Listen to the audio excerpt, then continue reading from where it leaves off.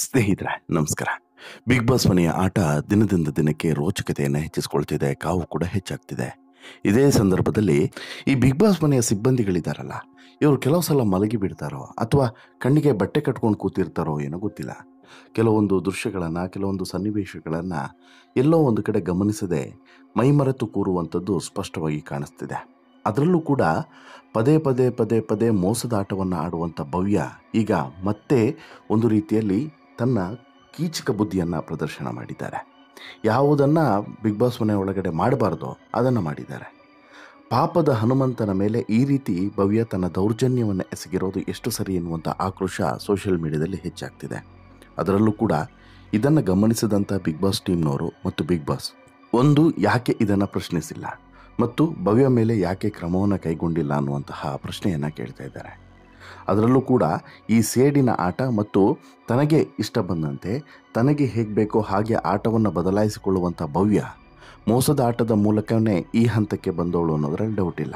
ಆದರೆ ಮೊನ್ನೆ ಕ್ಯಾಪ್ಟನ್ ಆಗಿ ಅಂದರೆ ಮೋಸ ಮಾಡಿ ಕ್ಯಾಪ್ಟನ್ ಆದಾಗಲೂ ಕೂಡ ಈಕೆಯ ಮೇಲೆ ಸಾಫ್ಟ್ ಕಾರ್ನರ್, ಈಗ ಹನುಮಂತನ ಮೇಲೆ ಹಲ್ಲೆ ಮಾಡಿದಾಗಲೂ ಕೂಡ ಸಾಫ್ಟ್ ಕಾರ್ನರ್. ಇದೆಷ್ಟು ಸರಿ ಎನ್ನುವಂಥದ್ದು ಈಗಿರುವಂಥ ಪ್ರಶ್ನೆ. ಹಾಗಾದರೆ ಅಸಲಿಗೆ ಭವ್ಯ ಮಾಡಿದ್ದೇನು? ಹಲ್ಲೆ ಮಾಡಿದ್ಲಾ? ಹಲ್ಲೆ ಮಾಡಿದರೂ ಸೈಲೆಂಟ್ ಯಾಕೆ? ಎಲ್ಲವನ್ನು ಕೂಡ ನೋಡ್ತಾ ಹೋಗೋಣ. ಅದಕ್ಕಿಂತ ಮುಂಚೆ ನೀವಿನ್ನೂ ಕೂಡ ನಮ್ಮ ಚಾನಲನ್ನು ಸಬ್ಸ್ಕ್ರೈಬ್ ಮಾಡಿಲ್ಲ ಅಂದರೆ ದಯವಿಟ್ಟು ಈ ಕೂಡಲೇ ಸಬ್ಸ್ಕ್ರೈಬ್ ಮಾಡಿ ಸ್ನೇಹಿತರೆ. ಭವ್ಯ ಗೌಡ ಕಿರುತೆರೆಯ ಮೂಲಕ ಕನ್ನಡಕ್ಕೆ ಪರಿಚಯವಾದಂತಹ ಈಕೆ ಬಿಗ್ ಬಾಸ್ ಮನೆಯಲ್ಲಿ ಈಕೆಯ ಮತ್ತೊಂದು ವ್ಯಕ್ತಿತ್ವದ ಪರಿಚಯವೂ ಕೂಡ ಆಯಿತು. ಬಿಗ್ ಬಾಸ್ ಮನೆಯ ಚೈಲ್ಡ್ ಅನ್ನುವಂತಹ ಪಟ್ಟವನ್ನು ಕೂಡ ಪಡೆದಾಕೆ ಈಕೆ. ತನಗೆ ಆಟ ಆಗಬೇಕು ಅಥವಾ ತನ್ನ ಆಟ ಗೆಲ್ಲಬೇಕು ಅಂತ ಹೇಳಿದ್ರೆ ಎಂತಹ ಮೋಸವನ್ನಾದರೂ ಕೂಡ ಮಾಡಿ ಗೆಲ್ಲುವಂತಹ ನಿಪುಣೆ, ಕುತಂತ್ರಿ. ಈಗ ಕನ್ನಡದ ಬಿಗ್ ಬಾಸ್ ಸೀಸನ್ 11ರ ಈ ಗ್ರ್ಯಾಂಡ್ ಫಿನಾಲೆಗೆ 3 ವಾರಗಳಷ್ಟೇ ಬಾಕಿ ಇದೆ. ಈ 3 ವಾರದಲ್ಲಿ ಫೈನಲ್ ತಲುಪುವಂಥ ಸ್ಪರ್ಧಿಗಳು ಯಾರು, ಕಪ್ ಗೆಲ್ಲೋದು ಯಾರು ಅನ್ನುವಂತಹ ರೋಚಕ ಹಣಾಹಣಿ ನಡೀತಾ ಇದೆ. ಸದ್ಯ ಬಿಗ್ ಬಾಸ್ ಮನೆಯಲ್ಲಿ 9 ಜನ ಸ್ಪರ್ಧಿಗಳು ಉಳ್ಕೊಂಡಿದ್ದಾರೆ. 9 ಜನ ಸ್ಪರ್ಧಿಗಳಲ್ಲೇ ಯಾರಿಗೆ ಟಿಕೆಟ್ ಫಿನಾಲೆ ಸಿಗಲಿದೆ ಅನ್ನುವಂಥ ಕುತೂಹಲ ಈಗ ಹೆಚ್ಚಾಗಿದೆ. ಸೋಮವಾರದಿಂದನೂ ಕೂಡ ಇಂಥದ್ದೊಂದು ಯುದ್ಧ ಶುರುವಾಗಿದೆ. ಸೋಮವಾರ, ಮಂಗಳವಾರ ಮತ್ತು ಬುಧವಾರ ಈ 3 ದಿನಗಳು ಕೂಡ ಈ ಯುದ್ಧ ನಡೀತಾ ಇದೆ. ಗುರುವಾರವೂ ಕೂಡ ನಡೆದರೂ ಕೂಡ ಅಚ್ಚರಿ ಏನಿಲ್ಲ. ಅಂತಿಮವಾಗಿ ವಾರಾಂತ್ಯದಲ್ಲಿ ಈಗ ಈ ಫಿನಾಲೆಯ ಟಿಕೆಟ್ ಸಿಗಲಿದೆ. ಈ ಸಂದರ್ಭದಲ್ಲಿ ಬಿಗ್ ಬಾಸ್ ಸರಣಿ ಟಾಸ್ಕ್ಗಳನ್ನು ಕೊಡ್ತಾ ಇದ್ದಾರೆ. ಇದರಲ್ಲಿ ಯಾರು ಗೆಲ್ತಾರೋ ಆ ಆಧಾರದ ಮೇಲೆ ಟಿಕೆಟ್ ಫಿನಾಲೆಯ ಟಾಸ್ಕ್ನಲ್ಲಿ ತಮ್ಮ ಸ್ಥಾನವನ್ನು ಖಾತರಿಪಡಿಸ್ಕೊಳ್ತಾರೆ.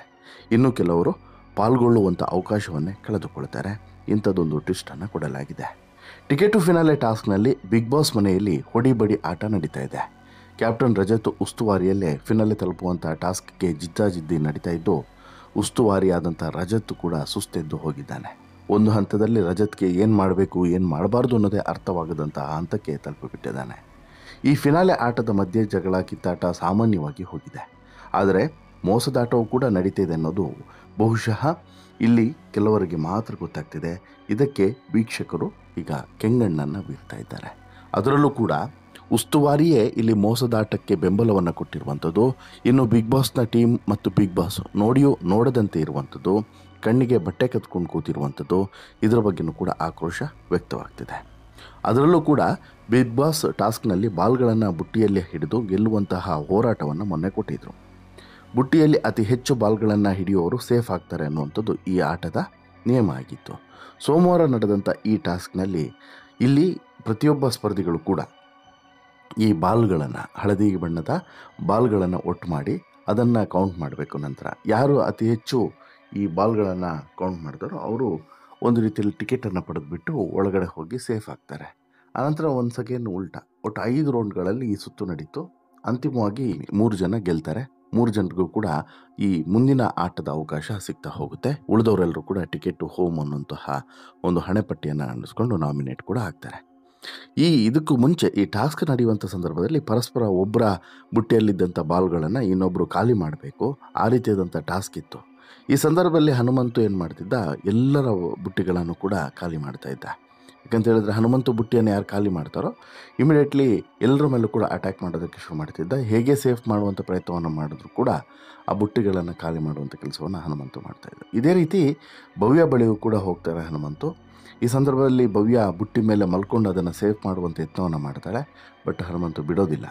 ಹೇಳ್ಕೊಂಡು ಆ ಬುಟ್ಟಿಯಲ್ಲಿದ್ದಂಥ ಬಾಲ್ ಅಷ್ಟವನ್ನು ಕೂಡ ಚೆಲ್ತಾನೆ. ಚೆಲ್ಲಿದ ತಕ್ಷಣ ಬುಟ್ಟಿಯನ್ನು ತೆಗೆದು ಬಿಸಾಕಿದಂಥ ಭವ್ಯ ಉಗ್ರಾವತಾರವನ್ನು ಕಾಣ್ತಾಳೆ. ಉಗ್ರಾವತಾರದಲ್ಲಿ ಈತನ ಮೇಲೆ, ಹನುಮಂತುವಿನ ಮೇಲೆ ಹಲ್ಲೆಯನ್ನೇ ಮಾಡಿಬಿಡ್ತಾಳೆ. ಇಲ್ಲಿ ಎಲ್ಲಿವರೆಗೆ ಅಂತ ಹೇಳಿದ್ರೆ ಲಿಟ್ರಲಿ ಹನುಮಂತು ಬೆನ್ನಿಗೆ ಗುದ್ದಿ ಬಿಡ್ತಾಳೆ ಭವ್ಯ. ಆದರೂ ಕೂಡ ಬಿಗ್ ಬಾಸ್ ಮನೆಯ ಉಸ್ತುವಾರಿ, ಬಿಗ್ ಬಾಸ್ ಮನೆಯ ಈ ಸಿಬ್ಬಂದಿ ಮತ್ತು ಬಿಗ್ ಬಾಸ್ ಯಾರೂ ಕೂಡ ನೋಡದೇ ಇರುವಂಥದ್ದು, ಕಣ್ಣಿಗೆ ಬಟ್ಟೆ ಕಟ್ಕೊಂಡು ಕೂತಿರೋವಂಥದ್ದು ಮಾತ್ರ ವಿಚಿತ್ರ, ವಿಶೇಷ. ಯಾಕಂತ ಹೇಳಿದ್ರೆ ಇಲ್ಲಿ ನೋಡಿ, ಚೈತ್ರ, ಗೌತಮಿ, ಭವ್ಯ, ಧನರಾಜ್, ಹನುಮಂತ ಅವರಲ್ಲಿ ಬಾಲ್ಗಳನ್ನು ಬುಟ್ಟಿಗೆ ಹಾಕುವಂತಹ ಹೋರಾಟ ನಡೀತಿದ್ದಂಥ ಸಂದರ್ಭದಲ್ಲಿ ಇದರಲ್ಲಿ ಪ್ರತಿಯೊಬ್ಬರು ಕೂಡ ಎದುರಾಳಿಯ ಬುಟ್ಟಿಯಲ್ಲಿದ್ದಂಥ ಬಾಲ್ಗಳನ್ನು ಕಿತ್ತುಕೊಳ್ಳೋದಕ್ಕೆ ಮುಂದಾಗ್ತಾರೆ. ಈ ವೇಳೆ ಹನುಮಂತ ಭವ್ಯ ಅವರ ಬುಟ್ಟಿಯಲ್ಲಿದ್ದಂಥ ಬಾಲ್ಗಳನ್ನು ಹಿಡಿದು ಎಳಿತಾನೆ. ಹನುಮಂತ ಬುಟ್ಟಿಗೆ ಕೈ ಹಾಕಿದ್ದಕ್ಕೆ ಸಿಟ್ಟಿಗಿದ್ದಂಥ ಭವ್ಯ ಟಾಸ್ಕ್ನಲ್ಲಿ ಹನುಮಂತ ಅವರ ಮೇಲೆ ಹಲ್ಲೆ ಮಾಡ್ತಾರೆ. ಇದು ಸ್ಪಷ್ಟವಾಗಿ ಕಾಣಿಸುತ್ತೆ, ಸ್ಪಷ್ಟವಾಗಿ ರೆಕಾರ್ಡ್ ಕೂಡ ಆಗಿದೆ. ನಮಗೆ ಕಾಣಿಸುತ್ತೆ, ಅಂದರೆ ಟಿ ವಿಯಲ್ಲೇ ನೋಡೋರಿಗೇ ಕಾಣಿಸುತ್ತೆ ಅಂತ ಹೇಳಿದ್ರೆ ಅಲ್ಲಿದ್ದವ್ರಿಗೆ ಕಾಣಿಸ್ತಾ ಇರುತ್ತಾ. ಹೀಗಾಗಿ ಇದೀಗ ಆಕ್ರೋಶದ ಕಟ್ಟೆ ಸ್ಫೋಟವಾಗಿದೆ. ಭವ್ಯ ಅವರು ಹಲ್ಲೆ ಮಾಡಿದ್ದನ್ನು ಖಂಡಿಸಿದಂತಹ ಹನುಮಂತ ಕ್ಯಾಪ್ಟನ್ ರಜತ್ ಅವರ ಗಮನಕ್ಕೂ ಕೂಡ ತರ್ತಾರೆ. ರಜತ್ ಅವರು ಭವ್ಯ ಮೇಲೆ ಹಲ್ಲೆ ಮಾಡಿದ್ದು ಸರಿಯಲ್ಲ ಅಂತೇಳಿ ಹೇಳಿ ಆಟದಲ್ಲಿ ಪಾಸನ್ನು ಕೊಡ್ತಾರೆ. ಇಷ್ಟಾದರೂ ಭವ್ಯ ಅವರು ಹನುಮಂತ ಮೇಲೆ ಕೈ ಮಾಡಿದ್ದು ಬಿಗ್ ಬಾಸ್ ಮನೆ ಎಲ್ಲ ಸದಸ್ಯರ ಕಣ್ಣಿಗೆ ಬೀಳುತ್ತೆ. ಬಿಗ್ ಬಾಸ್ ಕೂಡ ನೋಡ್ತಾರೆ, ಆದರೂ ಕೂಡ ನೋಡದಂತಿರ್ತಾರೆ. ಕಳೆದ ವಾರ ನಡೆದಂಥ ಕ್ಯಾಪ್ಟನ್ಸಿ ಟಾಸ್ಕ್ನಲ್ಲೂ ಕೂಡ ಭವ್ಯ ಮೋಸವನ್ನು ಮಾಡಿದ್ಲು. ಬೇರೆ ಬಾಲನ್ನು ತೆಗೆದುಕೊಂಡು ಹೋಗಿ ಬುಟ್ಟಿಗೆ ಹಾಕಿ ಕ್ಯಾಪ್ಟನ್ ಆಗಿದ್ರು. ಆಗಲೂ ಕೂಡ ಹಿಗ್ಗಾಮುಗ್ಗ ಜಾಡಿಸ್ಕೊಂಡಿದ್ರು. ಸುದೀಪ್ ಕೂಡ ಜಾಡಿಸಿದ್ರು. ಇಷ್ಟಾದರೂ ಕೂಡ ಬುದ್ಧಿ ಕಲಿಯದಂತೆ ಈಕೆ ಮತ್ತೆ ತನ್ನ ಮೊಂಡು ಆಟವನ್ನು ಮುಂದುವರಿಸಿದ್ದಾಳೆ. ಇದರಲ್ಲೂ ಕೂಡ ಪ್ರಮುಖವಾಗಿ ಗಮನಿಸಬೇಕಾಗಿರೋದೇನು ಅಂತ ಹೇಳಿದ್ರೆ, ಇಷ್ಟಾದರೂ ಕೂಡ ಏನೂ ಕೂಡ ಹೇಳದಿರುವಂಥದ್ದು ಭಾರಿ ವಿಚಿತ್ರ ಅಂತೇಳಿ ಅನಿಸುತ್ತೆ. ಈಕೆ ಎಂತಹ ಡೌರಾಣಿ ಅಂದರೆ, ಯಾರು ಈ ಭವ್ಯ ನನ್ನ ಬಟ್ಟೆ ಎಳ್ದ ಅಂತೇಳಿ ಹೇಳ್ತಾಳೆ. ಆ ಸಂದರ್ಭದಲ್ಲಿ ಬಟ್ಟೆ ಎಳೆಯೋ ಸಾಲಿ ಮುಟ್ಟಕ್ಕೂ ಕೂಡ ಹೋಗಿಲ್ಲ ಯಾರು, ಹನುಮಂತ. ಸ್ಪಷ್ಟವಾಗಿ ಕಾಣಿಸುತ್ತೆ.